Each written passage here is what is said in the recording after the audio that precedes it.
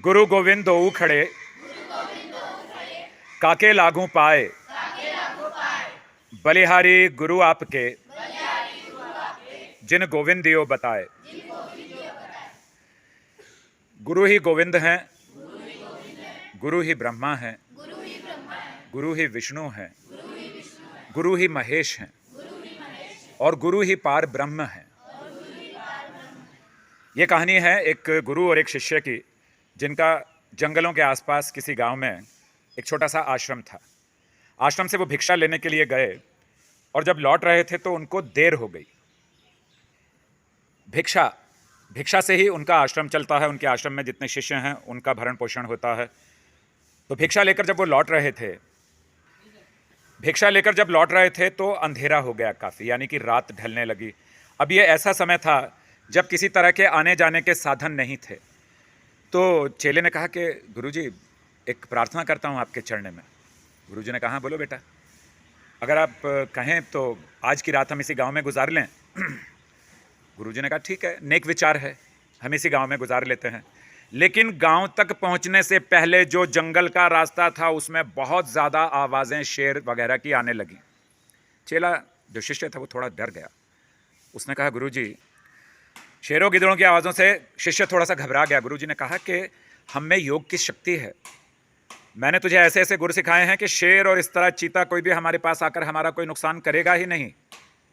चेले ने कहा, ऐसा गुरुजी, ऐसा भी हो सकता है क्या?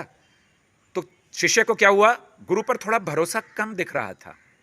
ऐसा बात करते करते वो गांव के अंदर चले गए। पहला घर जो उनके दाहिने हाथ पे पड़ा, शिष्य ने कहा कि मैं दरवाज़ा ठकठकाता हूँ।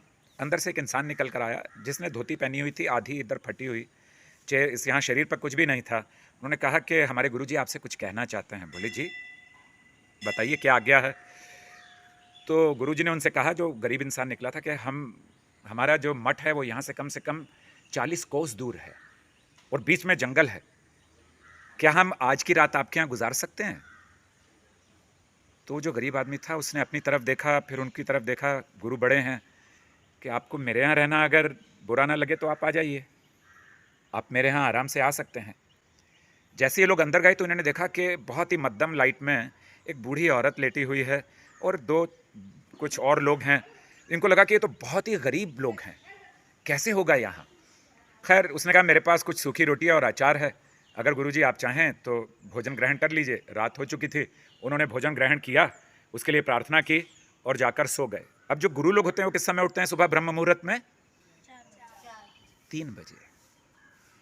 3 बजे वो उठे और अपने शिष्य को कहा कि सुन, मणि अर्जुन शिष्य का नाम था, ये जो जिनसे हमने कल बात की थी, इन्होंने कहा कि हमारी पास ज़मीन बहुत है लेकिन वो बंजर है, गांव वाले कहते हैं इसमें कुछ हो नहीं सकता, इसलिए हम उसमें कुछ उगाते नहीं हैं। और इनके पास एक भैंस है जिसका दूध बेचकर ये गुजारा कर लेते हैं, ऐसा उस गरीब आदमी ने हमें कहा था। तो शिष्य को कहा कि मणि अर्जुन, मेरी एक बात सुन, ये भैंस खोल कर ले चल। शिष्य ने कहा, गुरुजी, ये भैंस तो उनके, अगर हम ले जाएंगे तो वो खाना उनको कहाँ से मिलेगा? तो गुरुजी, क्या ये करना? तो गुरु ने कहा कि मेरी आज्ञा है। शिष्य ने खोल लिया। पहले भी शिष्य को अविश्वास हुआ था और दूसरा शिष्य को, नया शिष्य था, उसको बोला कि भैंस तो चोरी कर रहे हैं हम, अगर भैंस चोरी कर लेंगे तो वो जो गरीब आदमी परिवार, वो तो दूध बेचकर खाना खाता, उनकी ज़मीन तो बन, कुछ खाने पीने का चारा नहीं था, बूढ़ा हो गया था, उसके पास कमाने का भी कोई तरीका नहीं था। उन्होंने वो भैंस, गुरुजी ने उसके आंगन में बांध दी और वहाँ से चले गए। कुछ 5-6 साल गुजर गए।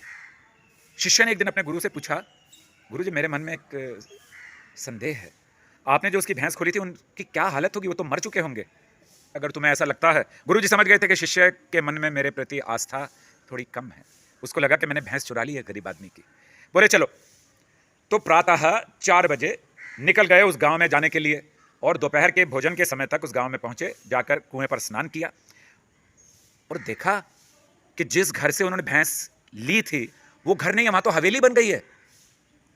तो शिष्य ने कहा कि शायद वो यहाँ से गांव छोड़कर चले गए होंगे, मर होंगे, गए होंगे, किसी ने उनकी ज़मीन ले ली होगी, किसी ने उनका घर ले लिया होगा और जो आया होगा वो अमीर आदमी होगा। बोले, नहीं, दरवाज़ा दस्तक दो, अंदर जाएंगे।